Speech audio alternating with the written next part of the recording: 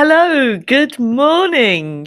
Welcome to JFI Radio, and more importantly, welcome to Oslo. This is the first JFI Radio live broadcast for 2025. So, before anything else, I have to say to you, Happy New Year! I hope very much that you had a wonderful festive season and that you have some really interesting plans for 2025. I certainly do, and I'll be bringing you lots of news about that in forthcoming live episodes. One of the big changes is that instead of doing this weekly, I'll be here every 2 weeks, which gives you even more opportunity to be able to come and join me. But join me. Excuse me, look, I have guests, and I will tell you who they are very shortly. I think what is really important about this is to say to you that it's what I used to do 15 years ago, live broadcasts from around the world. And one of the most exciting things, I'm just checking my Facebook to see if I am live. Yes, I am live. I can see it there.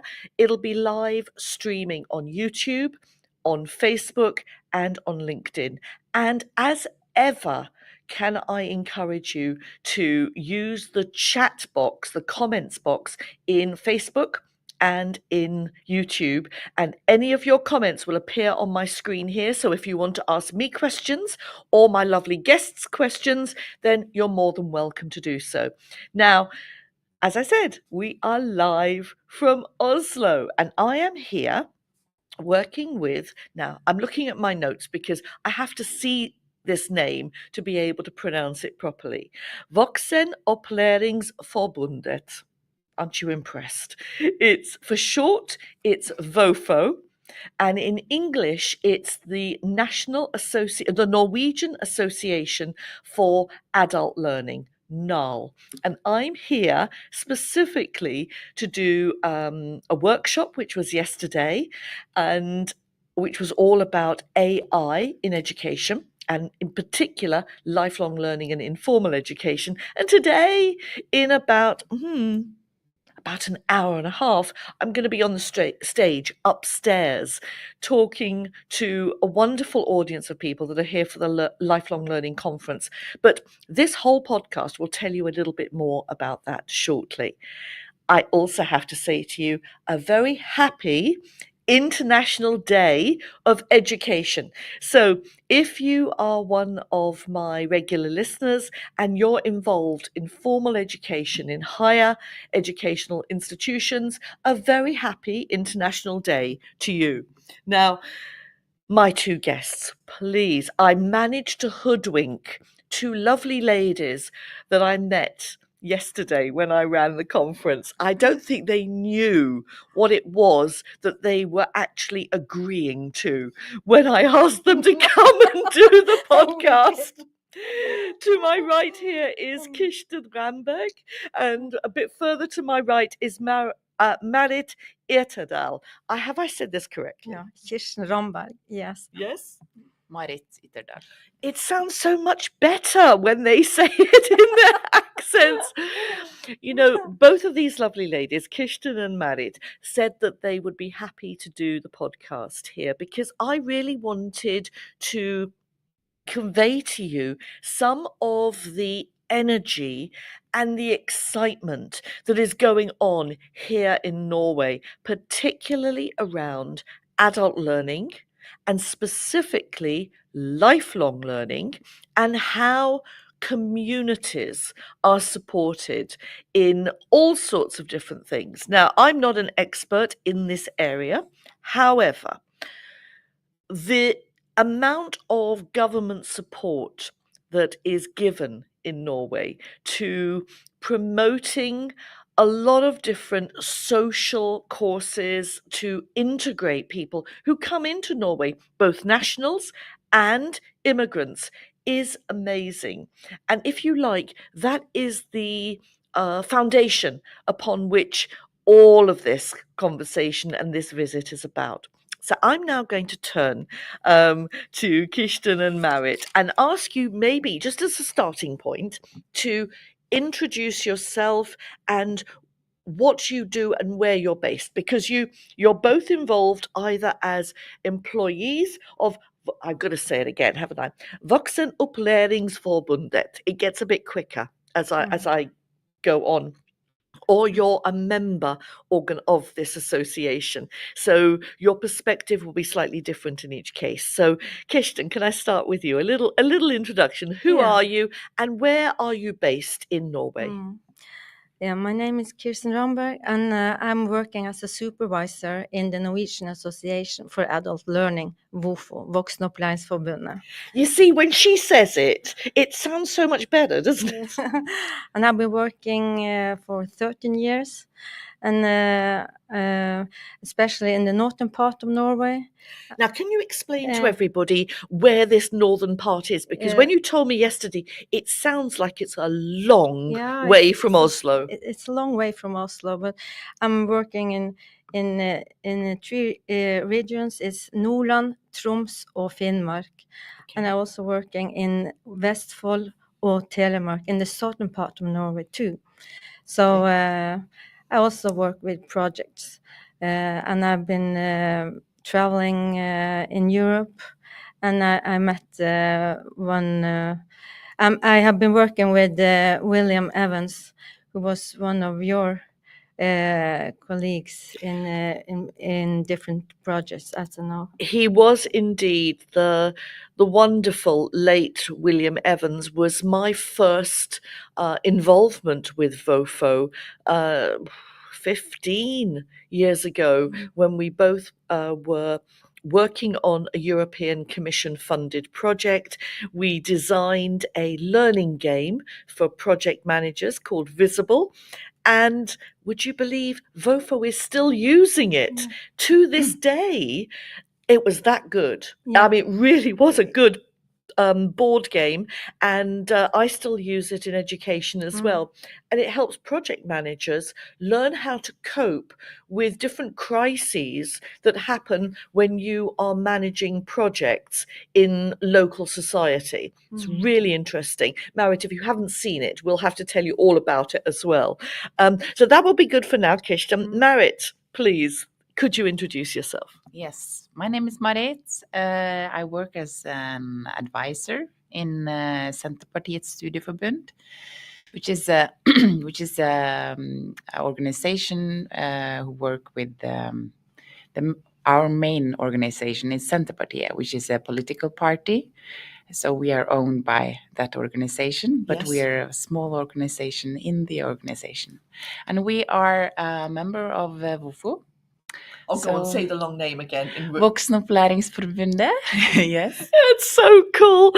There will come a time when I can say this without having to look at it, because it's so hard for me. Voksenopplaeringsforbundet. There's a swing and a sing to it. Yeah, is it like Voksenopplaeringsforbundet? Exactly. And that's how I'm going to have to do it from now on. I'm not sure if I'm brave enough to do it upstairs on the stage like that. Maybe I need to be a little bit more serious. I don't know. We shall see. So, Kirsten, you run one of the outlets or the branches for VOFO, whereas Marit, you are a member with the association. Is that correct? Yes, that's correct. Yeah. So, first things first. We're in Oslo. We're at this learning conference. Why? What is so exciting? May I come to you first, Marit? Yes, of course. Well, it's very linked and relevant for my job, I think. It's called No Democracy Without Community Participation. That's right. And we work with engaging people to take place in the society. We work with a lot of volunteering. And I hope I get a bigger understanding of how everything is linked together and how learning is a That's okay. is a big part of democracy, and of course, yeah. Learning is a big part of democracy, and it'll be something that I start to talk about on stage later on, and particularly how different things, surprise, surprise, like AI, contributes to people's understanding, which in turn contributes to the way that they communicate within their communities themselves. I'll come back a little bit moment later, Marit, to find out and dig a bit deeper about some of the key challenges that you have in some of your community areas. But Kirsten, tell us a little bit about the kind of work you do. I know you said you do projects, but you also support a lot of your local communities as well. Yeah, and the most important thing I do is I work with politics, and I'm trying to get better conditions for NGOs. Wow, that's quite an impressive thing. So, from a political stance, you're trying to improve the capabilities of NGOs. What, to have a wider reach, or in what kind of concept? I speak with politicians. Yes. And I tell them about how important it is with NGOs and especially about the competence in every little organization or a big organization. It's very important that people can learn something about what they would like to learn. For instance, politics in her organization, and it can be if they would like to learn about how to be a trainer, yes, and how to drive a boat, or it could be a lot of things. We need a lot of people in our society who can do a lot of things, so that the society will be the best for everyone. So now, you see, that is just such a lovely overview of why NGOs are so much needed. But I mean, from as an external person, it looks like Norway invests quite heavily in the NGOs and the work for supporting different citizens in different communities. How true is that, Marit? And then I'll come to you, Kirsten. Yes, I think so. It's a big part of to get everyone to kind of involve in the society and take place. Why is that so important, really? Is it the Norwegian way, or is there something else? Oh, I don't know, but it's very important that everybody feels that they're part of the society, I think. Now, I learned another word that maybe describes this in more clarity, particularly for the listeners. I'm just looking to see if anyone's online. It's a bit early in the UK at the moment. But folkdannelse is what I learned. And so what does folkdannelse mean? Not just the words, but what does it mean in principle here in Norway? Have I said this correctly, first of all? Folkedannelse. Folkedannelse. Yeah. Oh, I didn't get, is there an E at the end? Yeah. I've been saying it wrong. You ladies should have told me yesterday. Yeah. I was saying it all the time.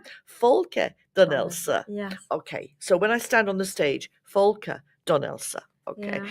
What does it mean in the concept, not the words, but the concept? It's hard to describe what it means, but it's a lot of things. It means that you can be a complete human being, not caring only for yourself but for others, and you can learn how to, what is right, what is wrong, how to act, what to do to make society better. You learn about democracy, and you learn about how to prevent exclusion.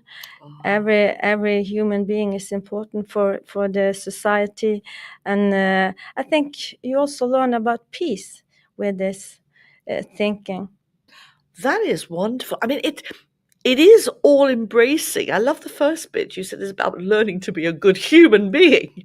Marit, what does Folke Danelse, said it right this time, mean from your perspective? How did you grow up understanding this Folke Danelse? Yeah, I think that you learn from a young age and till you're not here anymore. So it's the whole travel, actually, from being born and up to, it's kind of oppdragelse. Oh yes, drop in a little bit of Norwegian every now and then. It's wonderful. Yeah.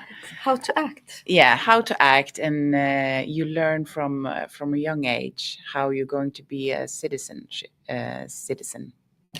So it's about being a good citizen that contributes to your community, that does things, that helps each other, yes? Yes, part of it, yes. And does this start in early years? Does this start in school?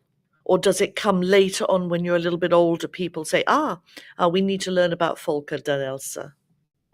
I think it starts from kindergarten. Yes. Yes. It does, because it starts when you learn how to act. What is good for you? What is good for other people?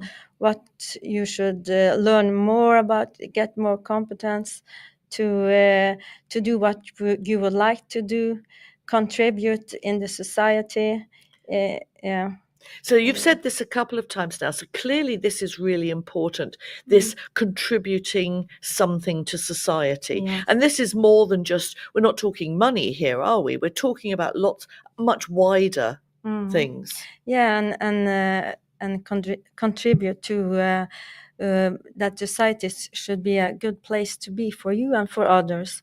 So you should enjoy living at your place in your community. Do you know how that sounds? It's wonderful. How, as we as human beings, we need to learn how to enjoy to live? Yes, absolutely. Yeah, it's very important. And what is really intriguing me about every time I come to Norway, I have no idea if it is some mystical, magical notion that hits my head the minute I come out of the plane. But when I come here, I feel a sense of calm. I don't know why. Maybe it's in my head. I'm making it up. But I feel like I can be truer to myself here. I can feel more honest. It feels very grounded. Am I making any sense? I think if you travel to the northern part of Norway, you will feel that even more. Is it the way of life? Is less hectic? Yes, and it's also because of the culture. So tell me I would about the like culture. to invite you. The culture is more. It's not so stressing in the northern part of Norway, and we care much more about each other, I think. And we're helping each other. Yeah, but here in Oslo, it's a cosmopolitan city. It doesn't feel the same, does it? People are very busy. The metro is packed. Yes, it is packed. Yeah. I come from the western part of Norway, and there is you talk about this quiet and calmness, and that is very it's super calm. Nobody is stressing. But when I come back here to Oslo, I feel like, oh my God, it's all the noise and all the, it's hectic. A lot more hectic here. I think so. I was thinking about my friend. She was saying to me, because I've been living here in Oslo, working here, and had a vacation here and everything. And she is living in Alta, in the northern part of Norway, and she came visiting me, and she have told me this many times. I'm still thinking about you when you were living in Oslo. You were you look at the watch all the time, and like and this, like constantly. oh, come on, we can do it. It's only 1 minute for the train to leave, so we can just walk a little faster, and then we can get the train. So she was thinking about this. But this hectic way of life, this constant rush, it's not good for us as humans. No, it's not. I don't think so. So it's important to have both and to get out of the hectic situations, I think, to find things that brings you calm. I singing in a choir, for example. Okay. That gives me a bit more calmer well-being. I don't know. Well, I'm just noticing. Welcome, hello. We've got 2 listeners at the moment. Hi. Hi. Say good morning. Hi. Thank you so much for tuning in and for listening. We're here in. It would help if I brought the microphone so you could hear me. We're here in Oslo. If you've just joined us, and I'm sitting with Kirsten and Marit, and we're talking about life slowing down a little bit. We're talking about human beings being caring with each other. Yeah. We're talking about citizens having a voice. This is important, isn't it? This is because the theme of the conference is about democracy, and there's no democracy without participation and interaction. Let's move into the conference areas now. We've talked about Folkedannelse, and how do we encourage citizens to feel that they want to get involved, to feel that they can have a voice?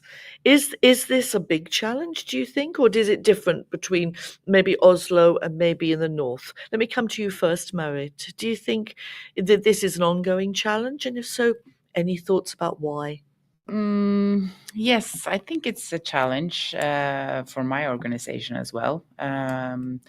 We are trying to engage people in every age, from 14 years old up to 95, and it's they have different knowledge level and different assumptions. Can I say that? You can. So it's difficult to put out like we make learning courses, digital micro learning courses. It's What hard. kind of courses do you offer? Just an example of a couple of the courses. One course is media knowledge, how to profile you towards media, because I work in a political organizations. There are a lot of upcoming politicians, and for some people we manage to engage and meet them at their level, but it's hard to meet everyone, because they have, especially older people, has a different type of knowledge towards for example digitalization. Yeah, so I had to say digitization. Yes, Hard word to pronounce. It's very hard for me. So it's hard for me to pronounce, and I'm British, so yes. They have a different level of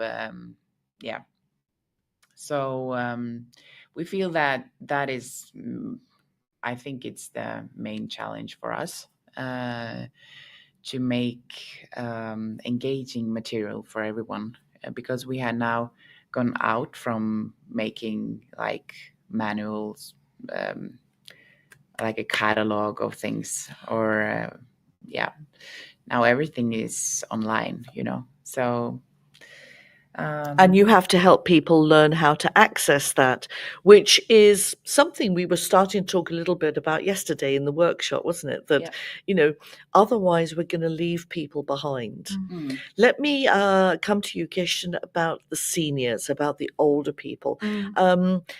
What's off the top of your head, roughly, what kind of ratio do you have of young people in the area you cover and maybe the more seniors? Is it a fairly good spread, or do you have more of one or the other?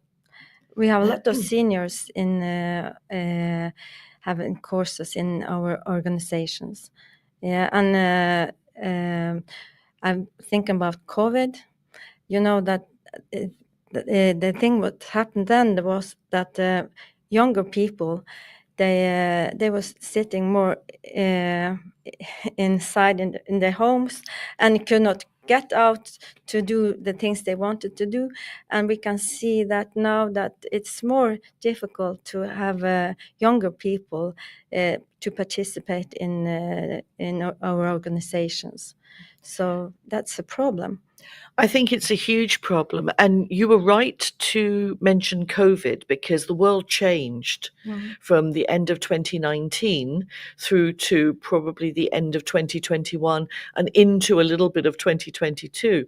And work life changed and socializing changed.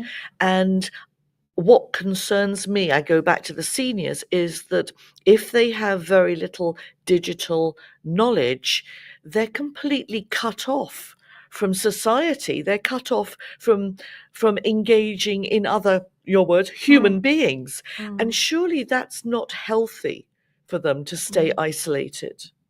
That's the truth. And we had to do something about it. And this is where, full circle, Yeah. this is where NGOs come in. Yeah. This is where the strength of the community comes in.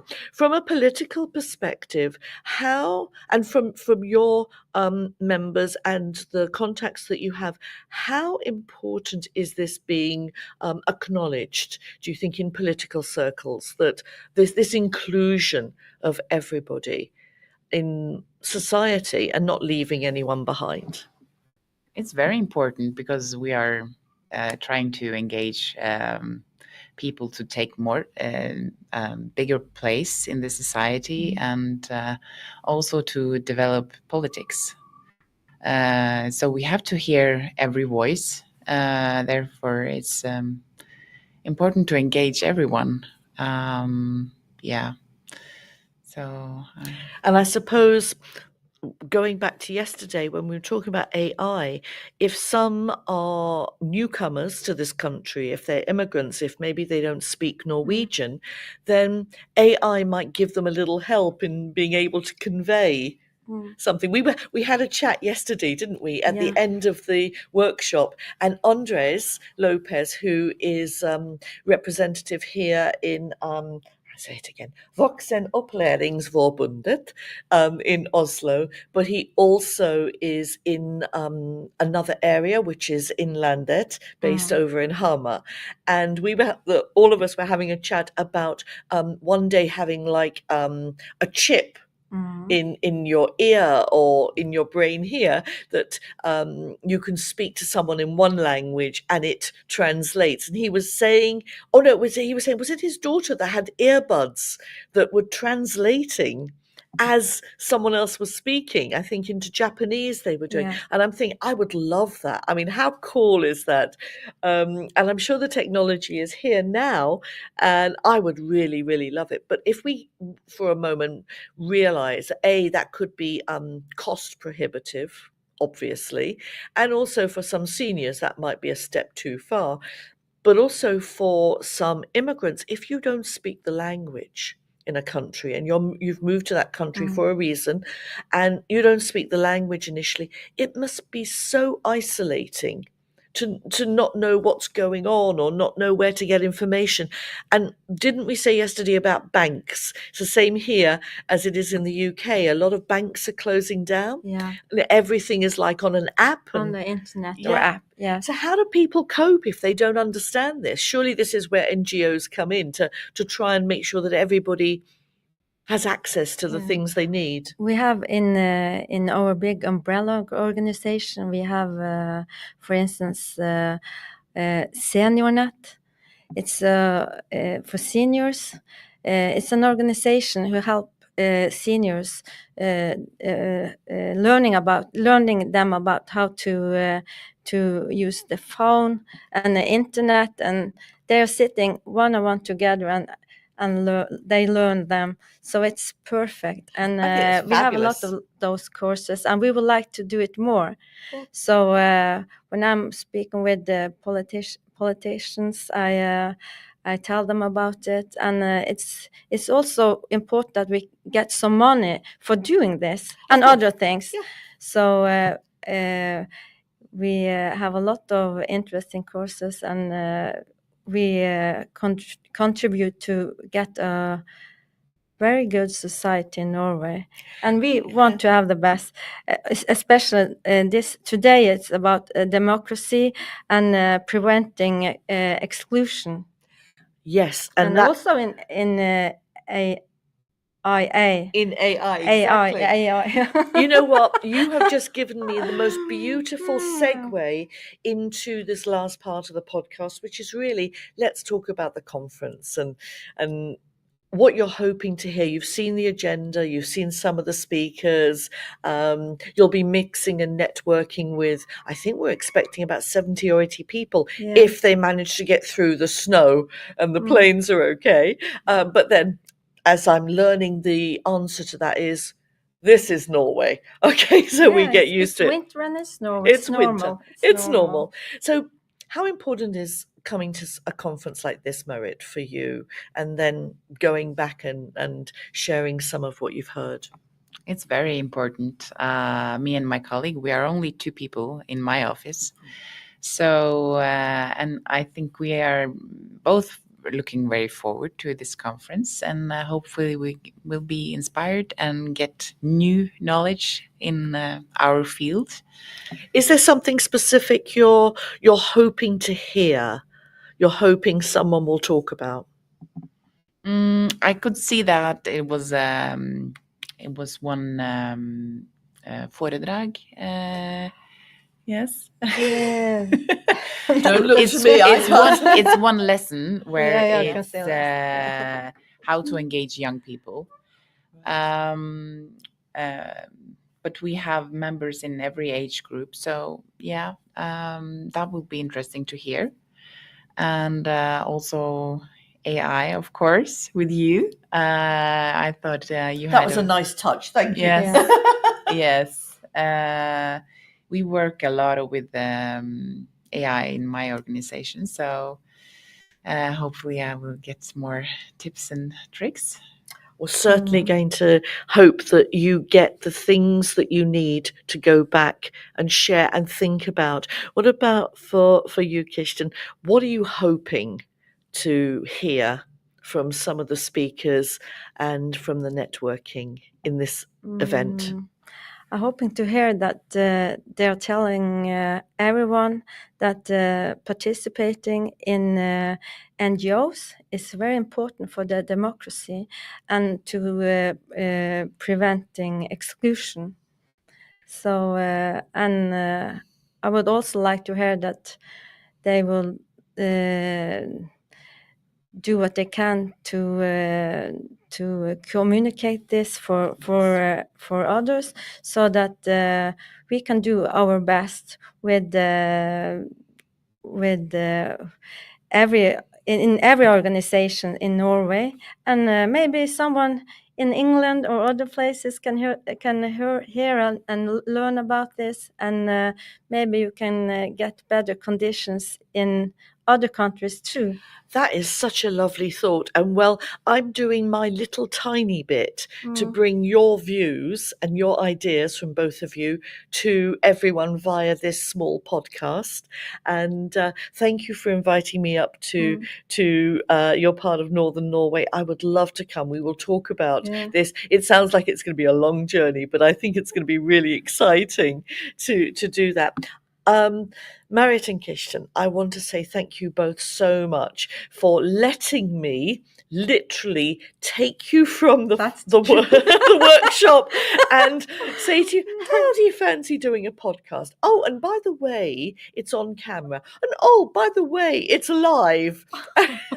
You have both been brilliant. I hope you've enjoyed your first podcast Yeah. experience. Are there any final messages you'd like to say in either English or Norwegian? Because remember, I'll make sure the podcast is available for you to share with your colleagues. And they may not always understand all of the English you've used. So maybe some final words from you, Marit, and then from you, Kirsten, in English or Norwegian or both. Ooh, final words.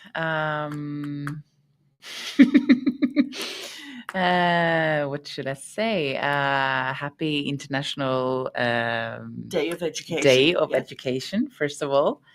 Could you say that in Norwegian also? Gratulerer med den internasjonale internasjonale dagen for for- utdanning. I love it. I love it. Thank you. Kirsten, do you have any final comments in English or in Norwegian? Whichever suits you. Da vil jeg først snakke til dere som er norsk her, og si at vi har en læringskonferanse hvert eneste år. Så hvis ikke dere nådde å komme med på konferansen i år, så må dere følge med, for det blir en interessant konferanse til neste år også. Okay, I Velkommen. think you're going to have to say just a little bit about what that was. I told them about this conference. We have this every year. So if they couldn't come to this interesting conference this year, they can come to the next conference next year and the year after. Oh, Welcome. Welcome. Just like a political stance, which is let's lead into the next thing. Marit and Kirsten, you have both been amazing. Thank you. I think you will agree. I'm just looking to see if there are any comments that we have online. Let me look in the live chat and see if there is anything that is coming through. Maybe not yet. Maybe you don't want to communicate in Norwegian, but that's okay. You don't have to. I hope you've enjoyed this rather unique and exciting JFI Radio live from Oslo. Who needs Davos? We have JFI Radio live in Oslo. In 2 weeks' time, on Friday at 8 a.m. UK time, 9 a.m. CET, I will be back. I'll be back in the studio. I will be live with you. I will also be back with my round the world news updates, which I have just renamed Pole to Pole, and I touch all the continents and bring you the latest news in 5 minutes flat. So make sure that you come back and join me. I want to thank you all very, very much. I wish you a very happy International Day of Education, and because it's Friday, a lovely weekend. So it's goodbye from me. Goodbye from me. Goodbye from me. Thank you all. See you in a couple of weeks.